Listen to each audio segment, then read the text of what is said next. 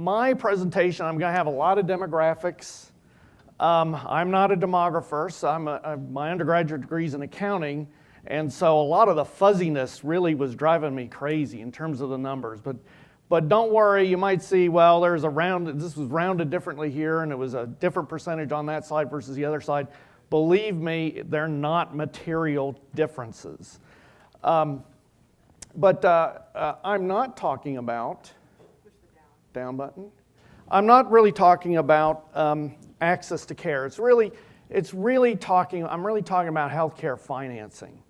Who has it and who doesn't? I was quite pleased that actually the first presentations focused on access to care. Having access to healthcare financing is not the same as having access to health care.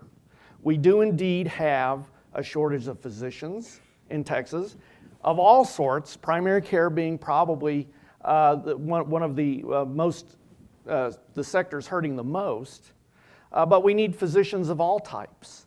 And as we continue to age as a population, we're going to continue. That demand is only going to increase. We're going to continue to have this kind of shortage.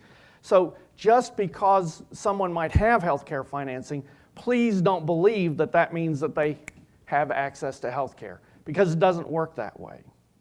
Also, even though someone may have access to healthcare financing, it doesn't mean that you automatically change their habits and how they obtain their health care. A good example, it's everyone's favorite example anymore, Massachusetts, right? They've got a reform going on up there for a number of years.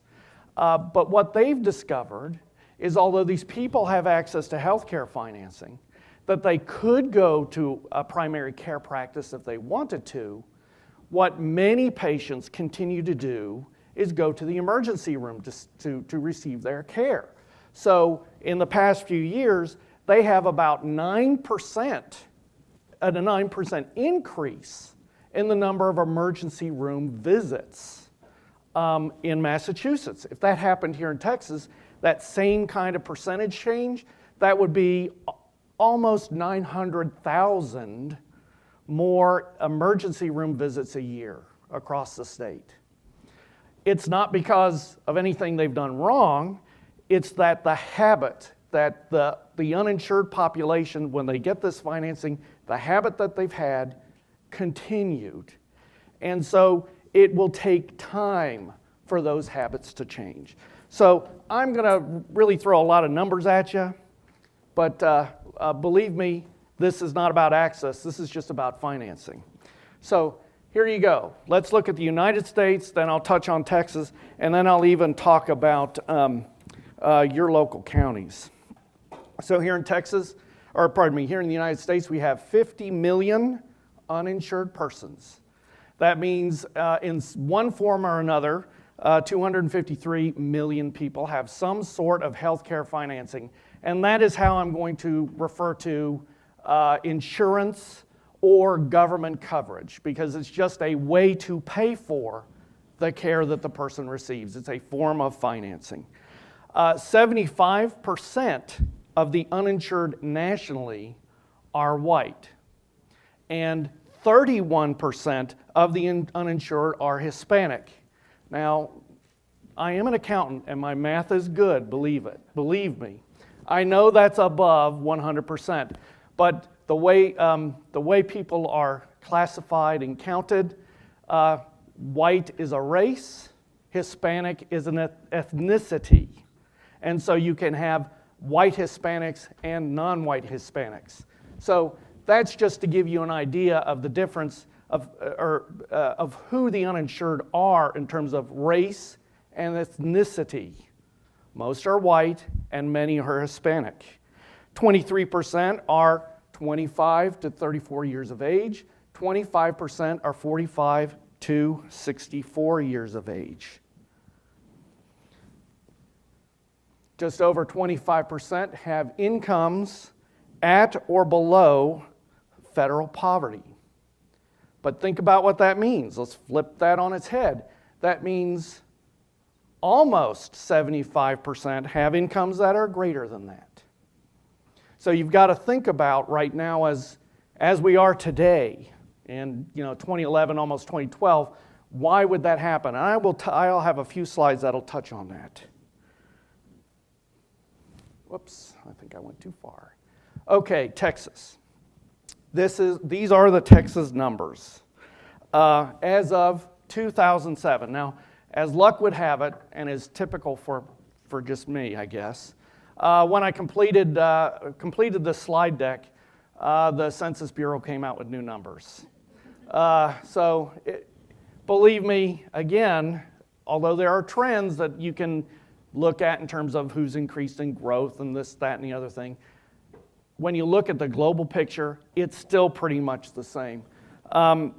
Texas right now, according to this slide, we've got about 23 million people. 75% of those people are insured. Most of them are insured through their employer, but some pick up their coverage individually or through the government in one fashion or another. But that leaves you in 2007 with 24.5% of our population is uninsured, so just about 1 in 4. The new numbers that came out September 13th show that Texas has a 24.6% of uninsured in Texas. That's roughly now about 6.18 million people. Right after Texas is New Mexico. New Mexico has 21. Let me see. Texas has 24.6. New Mexico has 21.6% of its population uninsured. In Texas now, according to the new data, children, that's everyone 18 and under, 16.3% of that population comprises the uninsured in Texas. Here is some demographic information for Burnett County. Now, this is from the U.S. Census Small Area Health Insurance Interactive Tables, all counties, 2005. They're going to have brand new tables in the next few weeks available to anyone. If you just go on the internet and do a search for that, you can actually get the latest numbers yourself. But in Burnett, you've got an estimated population by the census of about 42,000 people. 81% of your population is white, compared to 47% statewide. You will see that you have an older population as compared to the rest of the state. In Burnett County, about 18.3% of everyone is 65 years of age or older, whereas in statewide it's about 9.8%.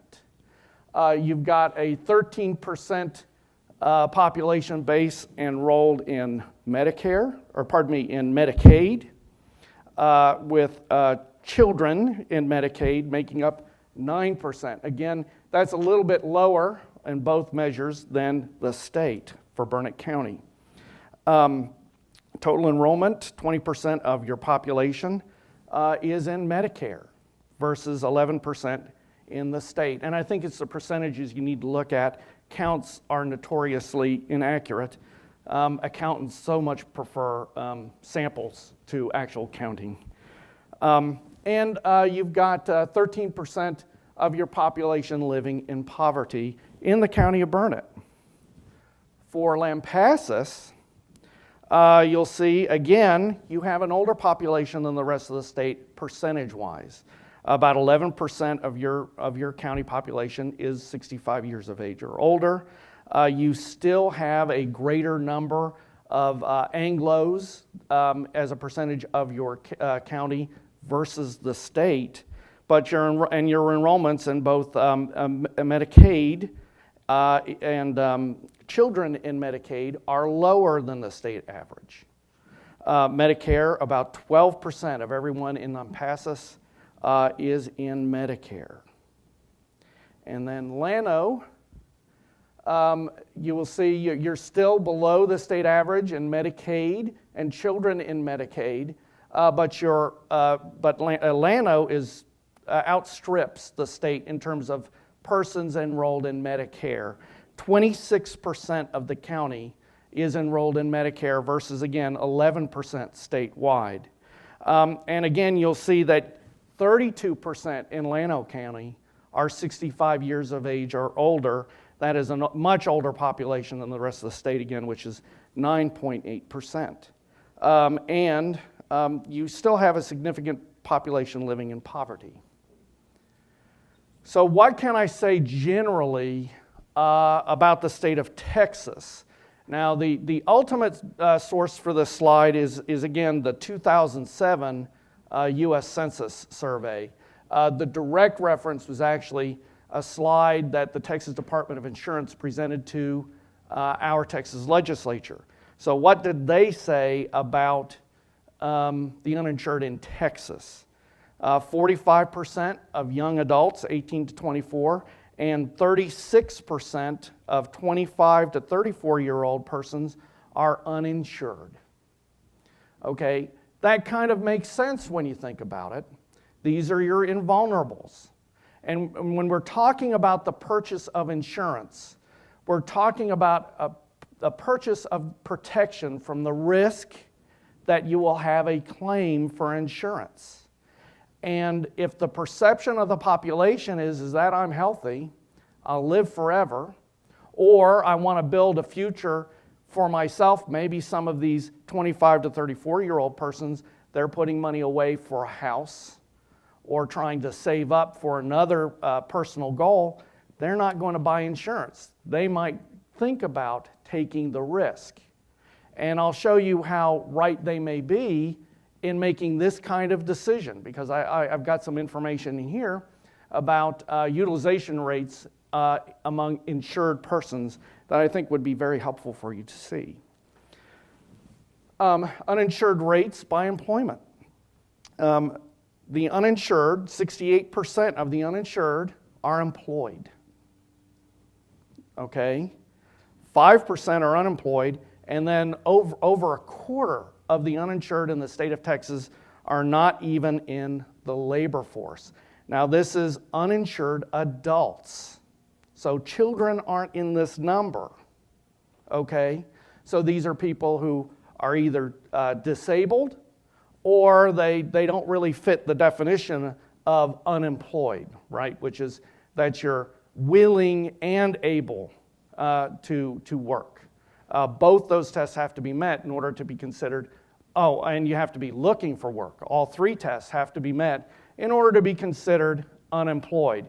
If you don't meet one of those tests, then you're just not in the labor force. 1/4 of the uninsured in Texas are not in the labor force.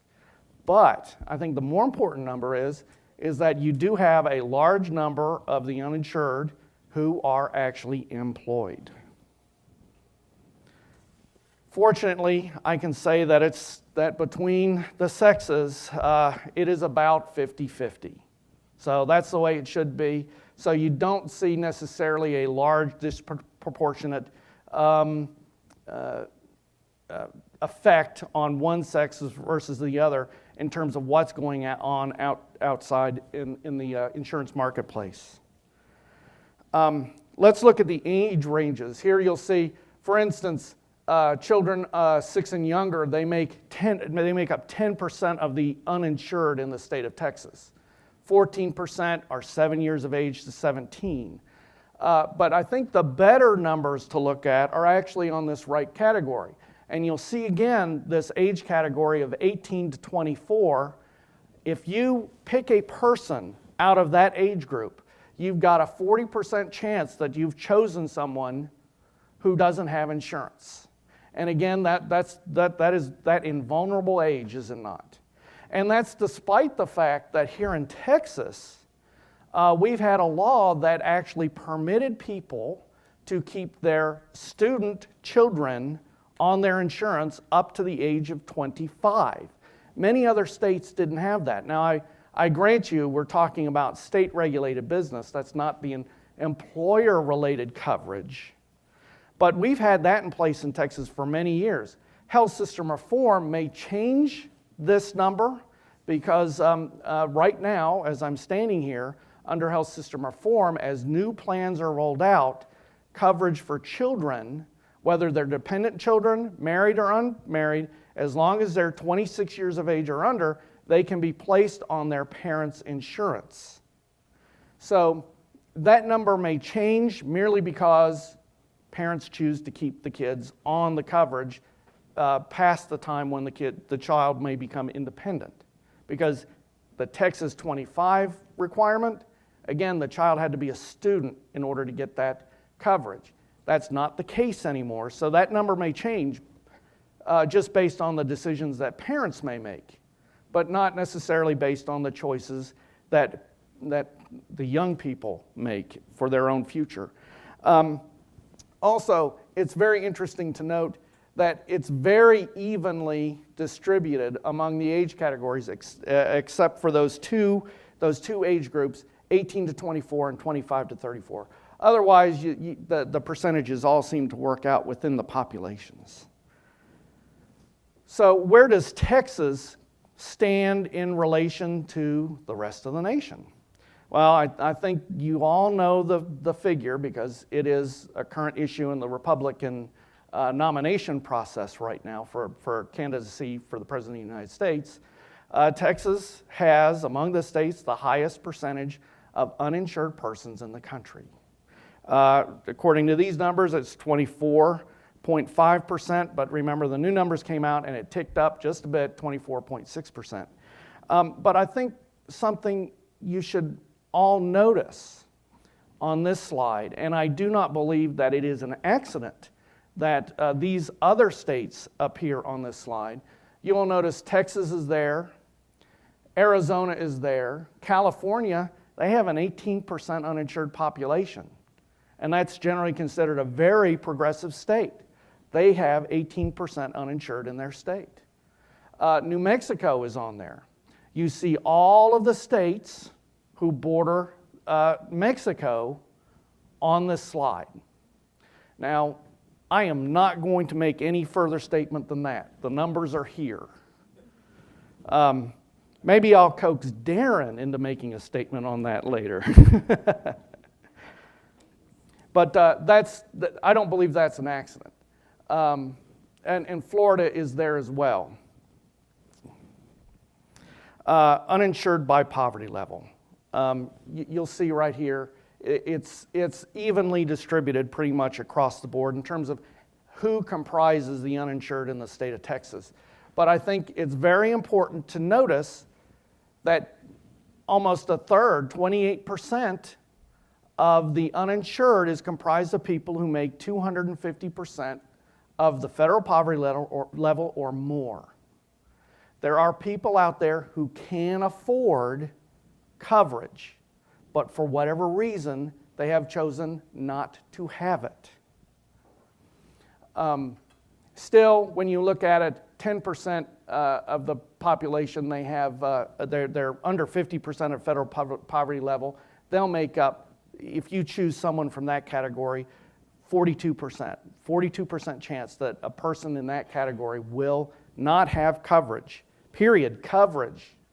I'm not even talking about Medicaid or something like that. They don't have any coverage. Resource utilization.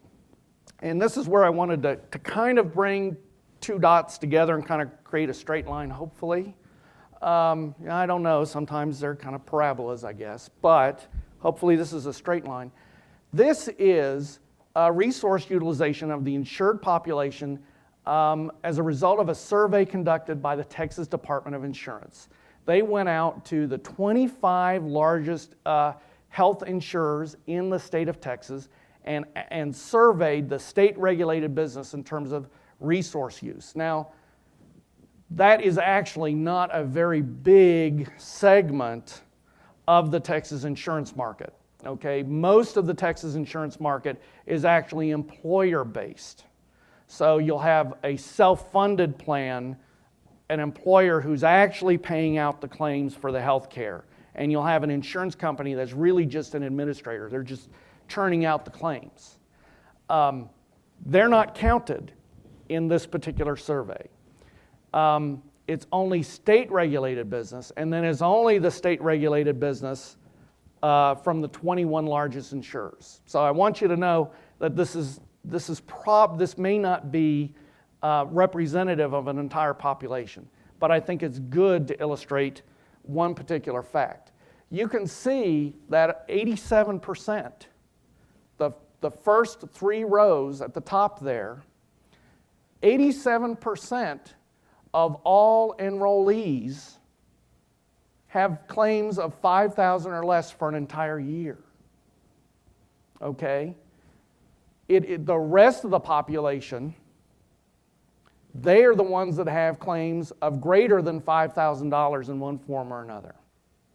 So if I'm a young person, right, I feel invulnerable, and then I look at something like this, or maybe I just intuitively know something like this, in that 87% of the people don't file claims that are valued more than $5,000, it looks like when we're talking about risk sharing, what risk do I have as a young person?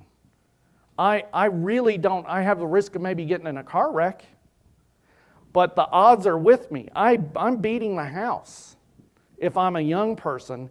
And actually, you beat the house if you're just a member of the general population, because 87% of them, they don't file large claims over a year. So why would I buy insurance? What am I doing? I'm financing everybody else. Okay, what is the real purpose of insurance? It is to share risk. I am putting my money in the hope that I won't have to actually make a claim. Right? I really don't want to have to make a claim, but if I do have one, I know I'm okay. Well, here, young people, they see numbers like this. I put my money in, I'm never likely to get it out. So what am I really covering? What kind of risk do I really have? Very low risk.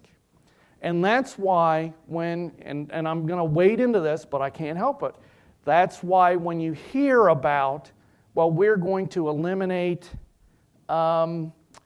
policies that have exclusions for pre-existing conditions, you need to get the younger population into the pool because they fund the risk for everyone else. If I have a pre-existing condition, my risk of making a claim is 100%, right?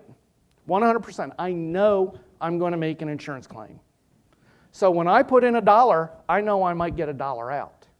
That doesn't happen with a young person. When they put in $1, they may never see it again. What's even worse is if I have a pre-existing condition, and I know that it's an expensive pre-existing condition, I know I put in $1, I might get $2 out. So that really pays off for me. So yes, I'm going to buy that coverage. But the young person put $1 in, it may disappear. You need that young person to finance the people who have pre-existing conditions, because this is healthcare financing. It's risk sharing. And if I have a pre-existing condition, it's not that I don't have any risk. I know I'm going to have a claim. So when you hear the debate about individual mandate, about pre-existing conditions, please know that those two are connected, and it's all about healthcare financing everyone going forward. In fact, just 2 days ago, a federal court, a district court, made that exact connection. The district court found that, yes, indeed, the individual mandate is unconstitutional. But he went one step further. Rather than we've had one court that found it unconstitutional and struck it all down, we had another court that found it unconstitutional and said, well, we can take out some parts of it, but that court didn't identify what parts are going to be taken out of health system reform.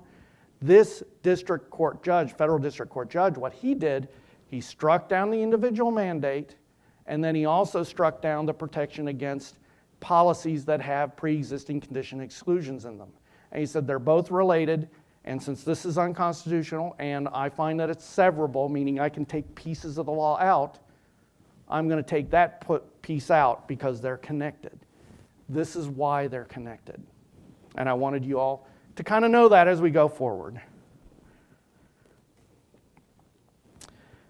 Here are the top 10 counties in Texas for the uninsured. And you'll be glad to know that the 3 counties that I'm talking to today aren't one of the top 10. But that doesn't mean that it doesn't affect you. It certainly does. But you can see all the usual suspects with the large urban areas: Harris, Dallas, Bexar, Tarrant, El Paso, Hidalgo, Travis. These are your counties that have the highest numbers of persons who are uninsured. And so they comprise most of the uninsured in the state of Texas.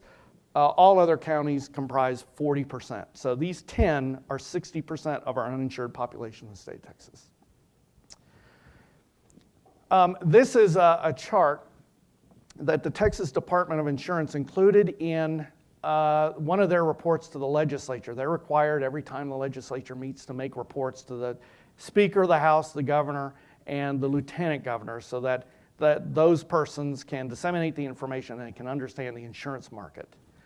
The Texas Department of Insurance did a survey of the non-poor uninsured in the state.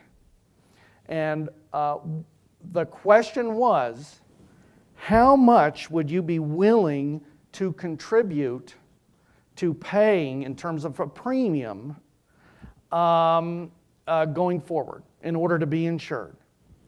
10% had no idea how much they'd be willing to pay. 5% said they wouldn't pay a dime for it. They don't want the coverage. They wouldn't pay anything in order to get covered. 23% said we are willing to pay an amount less than $50 a month. That's all I'm willing to pay. Some amount $50 or less. And 35% said I'm willing to pay per month between $50 and $100. Now these are non-poor uninsured, okay? These are persons who should have some means to pay for their health care financing. So you're looking at between, 60% say, I don't want to pay more than $100 a month for insurance.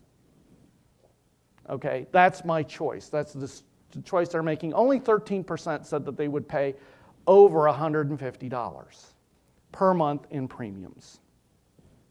So there is a population of persons who choose to self-fund their insurance risk. They are willing to undertake the chance that perhaps I'll have to pay for my own health care in the next year.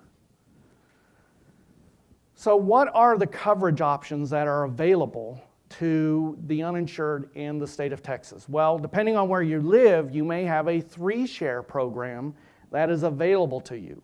And basically what a 3-share program is, it's kind of it's a partnership. You get a governmental entity, or you get a quasi-governmental entity, local in scope, usually 1 or 2 counties. They might set up a little foundation or something that the county runs and the county funds, or it may just be a hospital district or someone like that. You get in a partnership with them, and then you create your own insurance coverage. The employer pays 1/3 of the premium. The employee would pay the second third, and then this governmental entity pays the next third. One of the benefits of one of these organizations is that they enjoy many exemptions from a lot of requirements in the insurance code. So they're light on regulatory burden in comparison to insurance companies, which have a high regulatory burden, but they actually deserve it, in my opinion. But that's just because I was a regulator at one time. Healthy Texas, that is another option to obtain coverage. Basically, certain small businesses, that's a business with 2 employees to 50 full-time employees, they can obtain this coverage.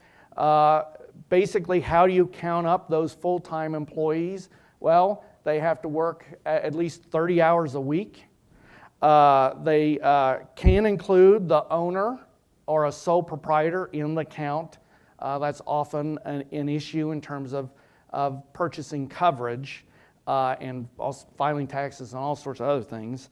But temporary employees won't count. It's actually got to be a long-standing employee, someone that you intend to continue to employ. Those are the qualifications in order to make up that between 2 and 50 employees. It is only certain small businesses. I could have gone on and on. There are many, many requirements, eligibility requirements placed on those small businesses. So if you think you might like to enroll in Healthy Texas, you have less than 50 employees, you might want to actually look up information on the internet, or you might want to contact another agency that I'll talk about in a second that can lead you through exactly what all of the requirements are. Now, the hook or the benefit of the Healthy Texas program is actually the state kicks in some money. So to protect the insurance company that is offering the Healthy Texas coverage. So it in essence caps the risk that the insurance company has. So the insurance company is going to bring in premiums to cover these individuals.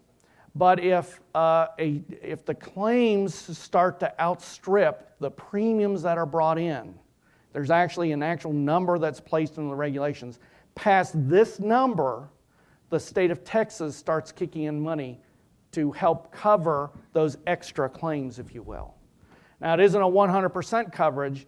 My recollection is it's 80%. Oh, yep, I've written it there. It's 80% for claims from $5,000 to $75,000. But you can see that just having the state kick in for losses of greater than $5,000, when you saw that use chart, the resource use I showed you, that's really starting to get at those more expensive claims, those unanticipated events. The state starts to kick in money. Another option right now for those persons who are uninsured is the Federal Pre-Existing Condition Insurance Program. Now, this was created by the ACA, and it's intended as a bridge for those persons who have pre-existing conditions but are uninsured from when the bill passed to 2014, when all of the insurance coverage is supposed to come online in insurance exchanges, that online marketplace. So this is just a temporary program to kind of bridge the years, if you will. The states had the option of running the program themselves or allowing the federal government to run the program. The state of Texas said, we don't want to run the ACA program, so the federal government is running the program here in the state of Texas. There are some basic eligibility requirements for an uninsured person to meet. They have to be a U.S. citizen or legally residing in the United States with the appropriate documentation. They have to be uninsured for at least 6 months, and they have to have a pre-existing condition. It used to require a denial by an insurance carrier for a pre-existing condition, but the federal government just recently changed the rules, and so now the only documentation a patient needs to prove a pre-existing condition is a physician letter. And it's a very simple letter. All it has to say is I'm a physician, I've cared for this patient. This patient has had a pre-existing condition, and you list out what it is. There's no form letter out there. It's just a very basic letter that you can give the patient, and then that patient can get coverage the next day through this program. I've been in several meetings with both federal and state officials regarding this pre-existing condition insurance program, and they have some quite amazing stories to share about persons, for instance, who needed a kidney transplant, didn't have coverage, had this pre-existing condition.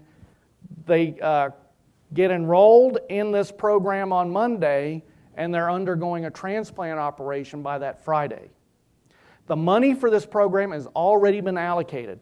Congress has already given them the money to this program, so they are in the mode to spend it. And in fact, in July of this year, they reduced premiums by 40% for the program. Why did they do that? Well, one, participation in the program has not been as robust as they'd like. We have, as you saw earlier, 6 million uninsured persons in the state of Texas. We only have 2,000 people enrolled in this program. And if they've got a pre-existing condition, they get coverage immediately. But only 2,000 Texans have enrolled.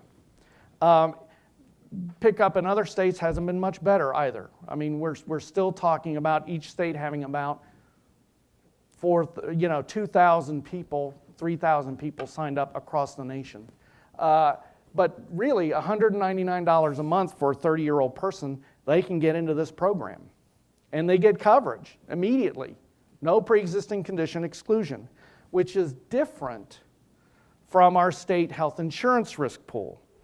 The risk pool, that was created in '89, but it didn't get funded until '97, so it was a good idea that, like fine wine, had to mature a little bit, and then finally the legislature funded our health risk pool. Well, who's eligible for the risk pool in the state of Texas?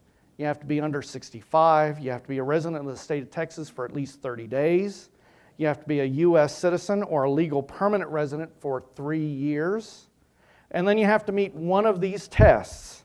You either have to have a notice of rejection or refusal to get an individual plan due to health reasons. You have to have a statement from a broker that he is unable to obtain for you substantially similar coverage. So if you have either one of those, you're eligible. If you have an offer from an insurer that is made with an exclusion for a medical condition, you can get into the program. And then finally, if you have a physician's letter stating that you've been diagnosed with a qualifying medical condition, you can be eligible. Now, there's a large list of qualifying medical conditions. If you think you have a patient who is interested in this, or you know a person who might be interested in risk pool coverage, you're going to want to go to the risk pool website. Just do Texas High Risk Insurance Pool, and you'll pull up a list of all of the qualifying medical conditions. But I mean, a lot of these are natural, and I think you'd probably expect to see them on such a list. Coronary heart disease, cirrhosis that isn't related to alcoholism, epilepsy, leukemia, cerebral palsy, sickle cell, AIDS, all those things, those all would be qualifying medical conditions, and a physician letter would be sufficient to get you into the program.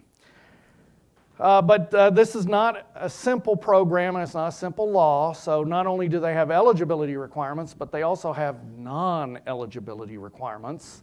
So you're not eligible expressly if you have other health insurance, which makes sense.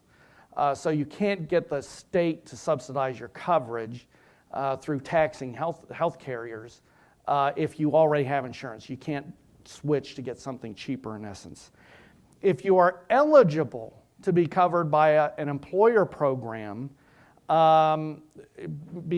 because you're a dependent or a spouse, and the employer offers coverage for you, you are not eligible to get into the risk pool, even if you don't like the coverage that is offered by the employer.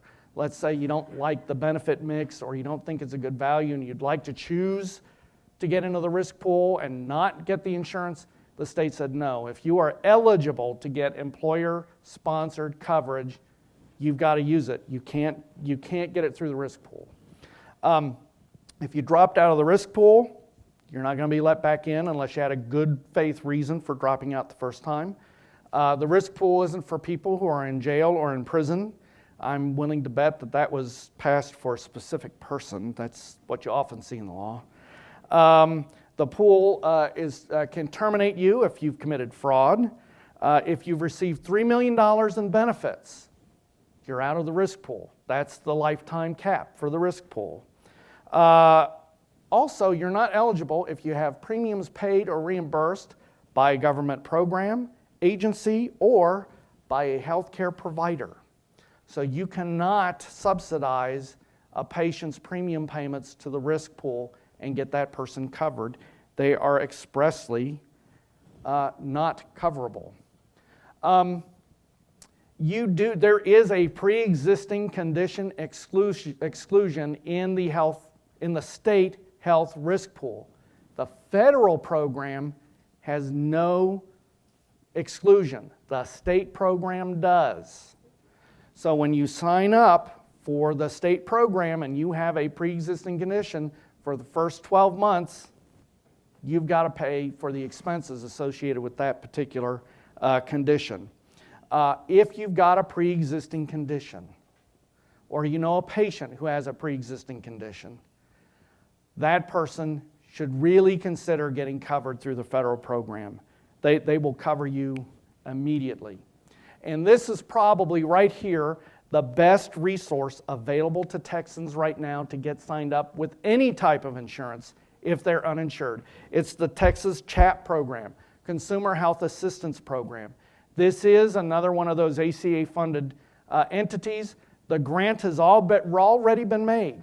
The Texas Department of Insurance is running this program right now.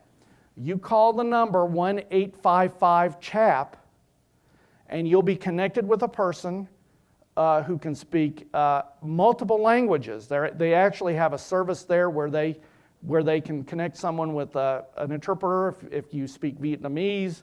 The list of languages is as long as my arm.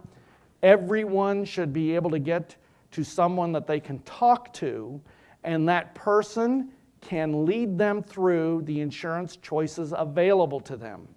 They'll lead them through whether or not they should maybe consider the federal risk pool, the state risk pool, whether or not they're eligible for Medicaid, whether or not there's a 3-share program in their area, and they will lead them through the whole process. That is their job. That is what we've already paid for. So if you know someone who is interested in getting coverage, has a strange situation, and that's usually the people who come to you for help. I know because I get the phone calls too. The really strange fact scenarios, these are the people that can help. So I'd like to end with kind of talking about what does maybe the future hold for us in terms of health system reform. Commissioner Tom Cease, he's Commissioner of Health and Human Services here in Texas. He has estimated that if health system reform goes into place, you're going to see 4.2 million Texans who will be classified as no longer uninsured. They'll have some sort of health care financing available to them. Most of them are going to be in Medicaid, mind you, but they'll still have some form of financing for their health care. But think about what that means in a state that has 6 million uninsured. It means 2.3 million, according to his estimate, will still not have health care financing of one form or another. That's even if health system reform goes into place. And then Commissioner Cease made a prediction as to how much that might cost the state. He thinks it might cost $27 billion between the years 2014 and 2023. But I will tell you that there is a little bit of controversy around that number. The Congressional Budget Office came up with a different number for how much Texas would have to pay. It was still in the billions, but it wasn't $27 billion. So even with health system reform, you can see that there is no magic bullet to see that 100% of the population is covered in one way or another. And even in Massachusetts, as was mentioned earlier, they've had the mandate, they've got a mature system in place, and they still have about 2% uninsured. And we will see changes in the healthcare marketplace. Not so much for healthcare financing. Now I'm really talking about how is care delivered. You're hearing a lot of people talking right now about consolidation, the way to obtain savings, the way to bend the cost curve is about consolidation, bringing things into bigger groups so that we can get some economies of scale, standardize treatment, reduce variability. But that is going to be the trend, and it may be the trend. But what you see here, when we are going to have 4 more million people covered in one fashion or another, that's a lot of demand, and we don't have enough physicians right now. So it is equally as possible that if a physician doesn't want to, say, practice in a large group, doesn't want to ally himself with an accountable care organization or some other system that might be available to him or her, they'll still be overwhelmed with patients. They're going to be able to choose whatever practice model they want and continue to practice, because we're going to have to get over the hump of the demand first. Then we'll probably have to deal with everything else after that. And when you talk about accountable care, we also have to struggle with one more issue on that. And this is, we'll have to answer it in the future. Accountable to whom? There are some who would like accountable care to be accountable to the payer, right? We're talking about bending the cost curve. Well, I know we're all the payer indirectly in one way or another. But when I'm with my physician, I'd like my physician to be accountable to me as a patient. So we're going to have a little bit of a struggle as to where to draw the line. When is a physician accountable to the patient, who's going to, again, want to maximize their insurance payment, right? I paid my premium. I want to get as much health care as I possibly can. I want that MRI. Am I going to be accountable to the payer, or am I going to be accountable to the patient? And where is that line drawn? That's the future for the delivery of health care, not so much the financing of health care. So with that, I will end my presentation. I hope this has been helpful. It was a mouthful, believe me. You all have a good morning.